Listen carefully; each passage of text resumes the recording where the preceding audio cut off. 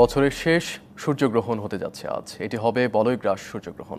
বিজ্ঞানীরা এর নাম দিয়েছে রিং অফ ফায়ার। গ্রহণের সময় সূর্যকে রক্তাক্ত আংটির মতো দেখাবে। এবার মধ্যপ্রাচ্য, দক্ষিণ পূর্ব এশিয়া ও অস্ট্রেলিয়ায় এই সূর্যগ্রহণ দেখা যাবে।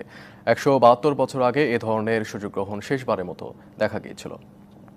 আকাশ পরিষ্কার থাকলে সকালে বাংলাদেশ থেকে বলয়গ্রাস সূর্যগ্রহণ আংশিক দেখা যাবে। এটি শুরু হবে সকাল 8:30টায়, তবে কেন্দ্রীয় গ্রহণ শুরু হবে 9:36 এই সময় চাঁদ ধীরে ধীরে সূর্যের সামনে এসে ঢেকে ফেলবে।